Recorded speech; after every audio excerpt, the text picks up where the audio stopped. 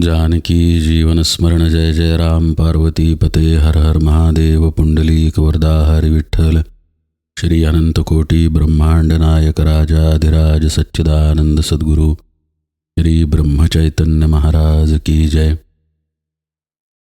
आपण संत एकनाथ महाराजांचा हरिपाठ पाहतोय.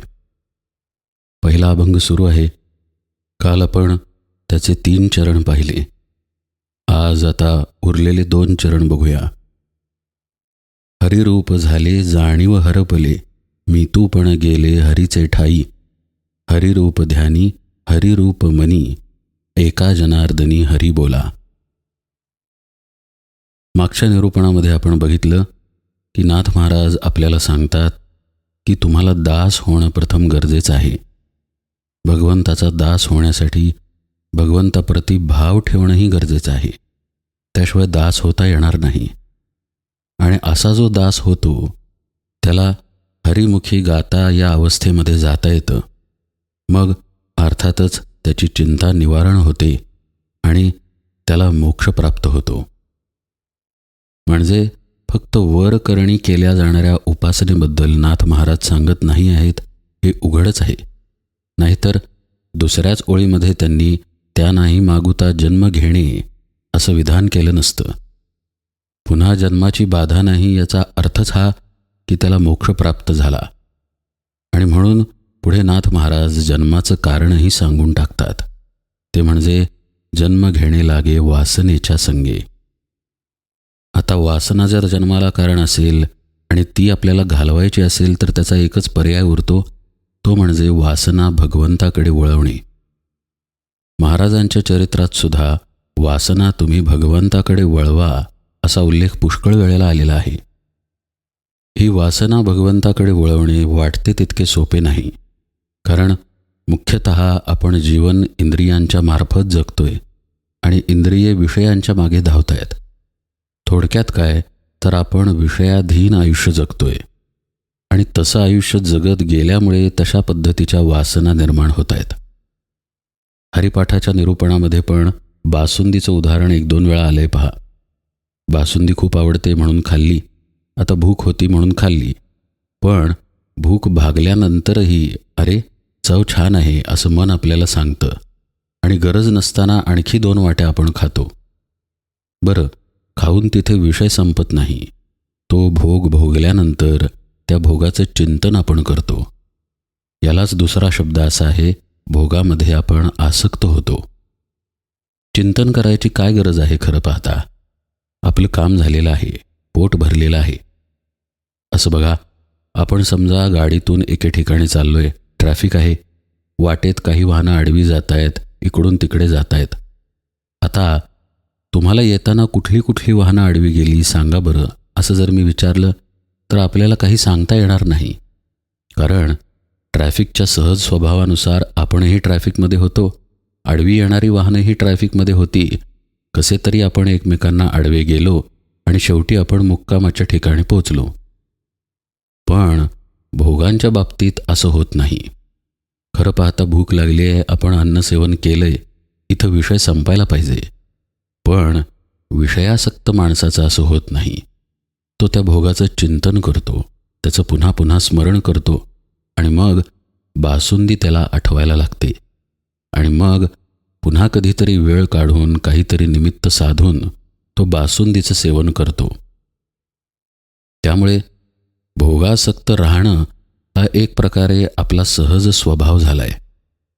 पण प्रत्यक्षतः आपण आहोत आत्मरूप, आपण आहोत सच्चिदानंद परमात्मस्वरूप.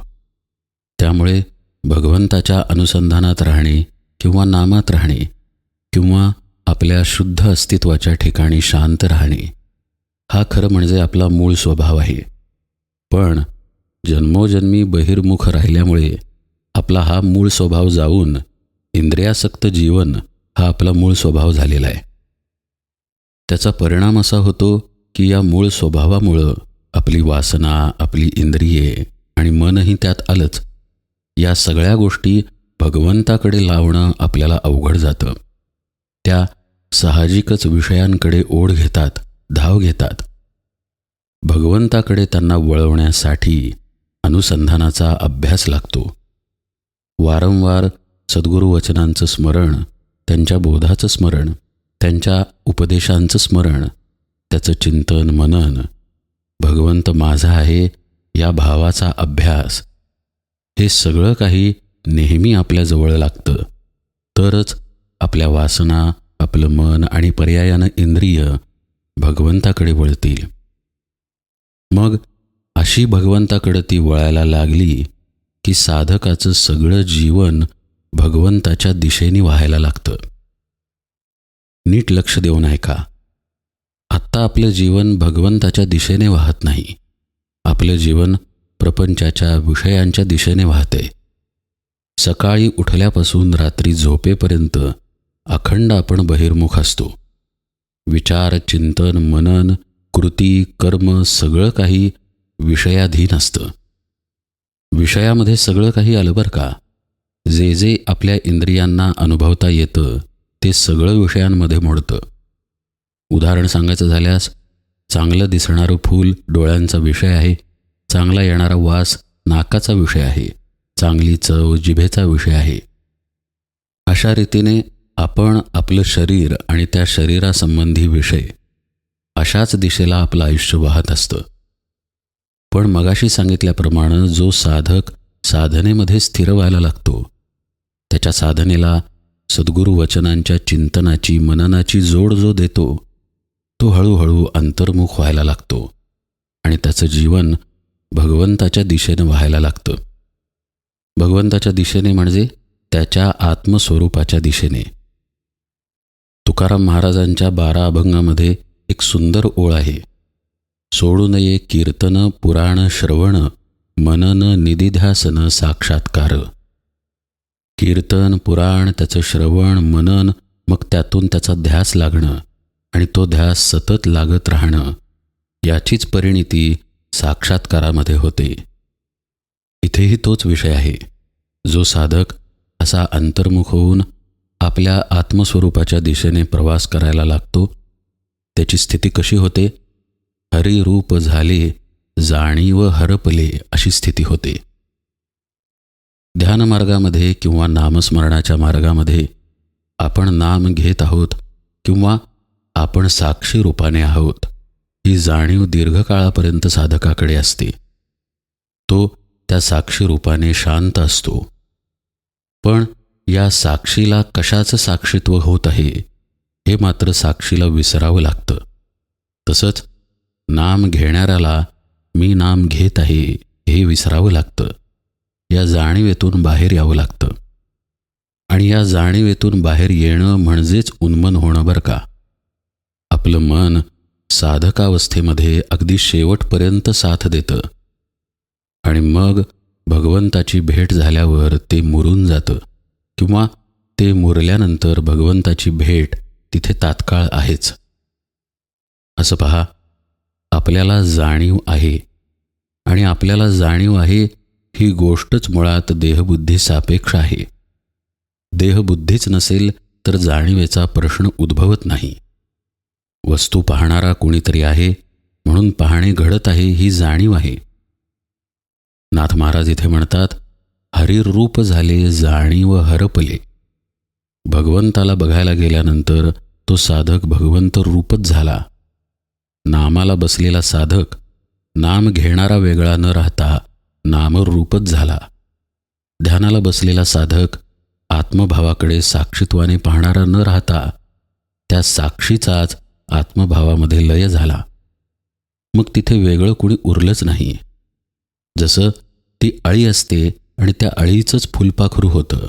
आता अळी म्हणून तिथे कोणी आहे का? नाहीच. फुलपाखरूच झालं. तसंच इथे आहे. तुकाराम महाराज एका अभंगामध्ये म्हणतात, गोविंद गोविंद मना लागलिया छंद, तुका म्हणे आळी जीवे नुरेची वेगळी. ती आळी जीवरूपानं वेगळी राहतच नाही. साधक जीवरूपानं जाणीवरूपानं तिथे राहत नाही. तो जीवभावातून आत्मभावामध्ये स्थिर होतो. देहबुद्धीतून आत्मबुद्धीमध्ये स्थिर होतो. हेच उन्मन होणं आहे. म्हणून इथे नाथ महाराज म्हणतात की जाणीव हरपले. त्यांनी शब्दयोजना फार सुंदर केलेली आहे. हरिरूप झाले जाणीव हरपली असे शब्द ते वापरतात.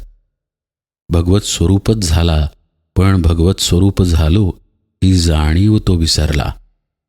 साहजिकच आहे, तिथे मीतूपण राहिलं नाही. दत्तात्रयांच्या आरतीमध्ये नाथ महाराजच म्हणतात, दत्त दत्त ऐसे लागले ध्यान, हारपले मन झाले उन्मन, मी तूपणाची झाली बोळवण, एका जनार्दनी श्री दत्त ध्यान. हेच ते मीतूपण निघून जाणं. ते निघून गेलं की दत्तात्रेय किंवा हरी किंवा आत्मस्वरूप तिथे प्रगट आहेच. किंबहुना ते मीतूपण निवालं किंवा ते मीतूपण नष्ट झालं की जो साधक म्हणून तिथे आहे तो आता जीवभावाने नाहीच आहे. तोच झालेला आहे, म्हणजेच त्रिपुटीचा लय झालेला आहे.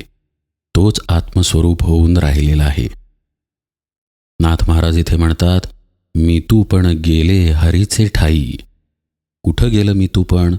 शून्यात गेलं नाही, हरीच्या ठिकाणी गेलं, ब्रह्माच्या ठिकाणी गेलं, आत्मस्वरूपाच्या ठिकाणी गेलं. प्रत्येक गोष्टीला शास्त्र आहे, प्रत्येक गोष्टीला तसा क्रम आहे.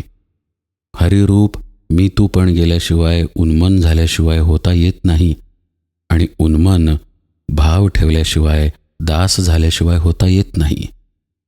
आणि हाच क्रम इथे नाथ महाराजांनी सांगितला आहे.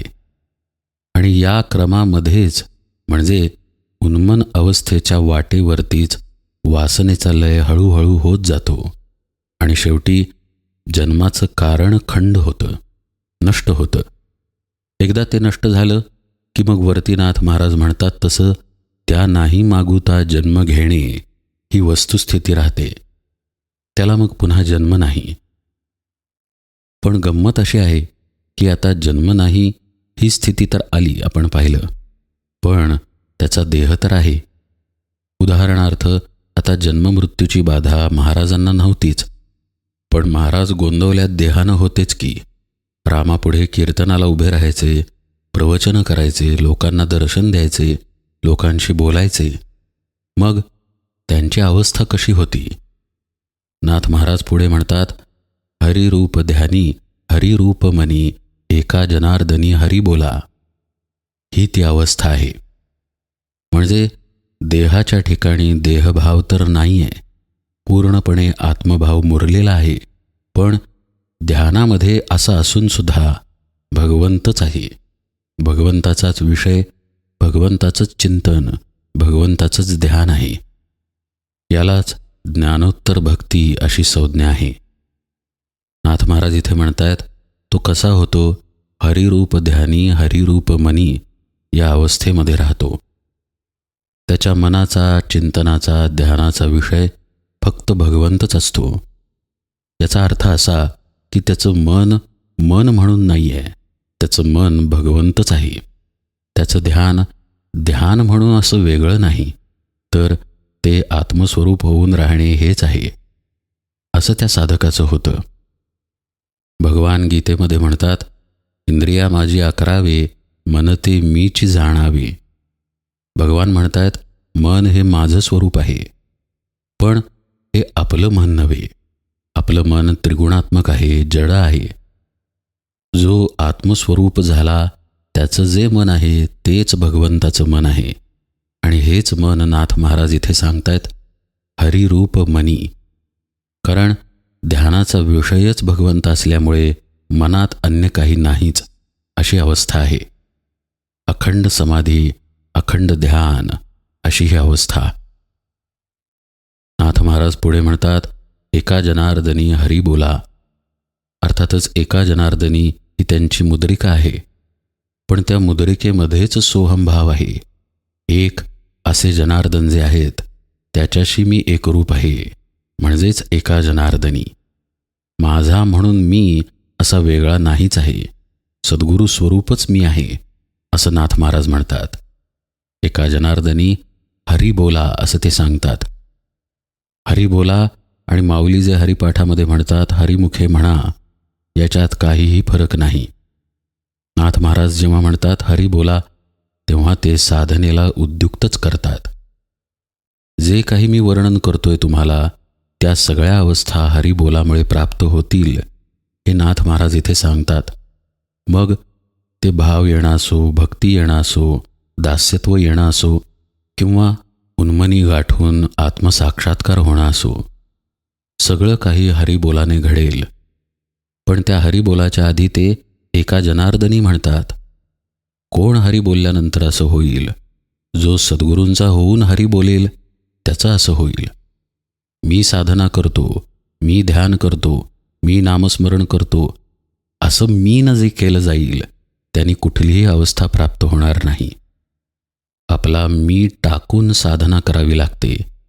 आणि म्हणूनच साधकाला सद्गुरू लागतात, सद्गुरूपदिष्ट साधना लागते. आणि म्हणूनच तिथे शब्द येतात एका जनार्दनी. जसा हा एका जनार्दनांचा झाला तसे तुम्ही व्हा आणि मग हरी बोला, म्हणजे या अवस्था येतील, असं नाथ महाराज सांगतायत. परमार्थात सद्गुरू अपरिहार्य आहेत. कारण प्रपंचामध्ये आपल्याला कुठलाही अनुभव येण्यासाठी आपला कर्तेपणा, मीपणा तिथे असतो. पण अध्यात्मात असं चालत नाही.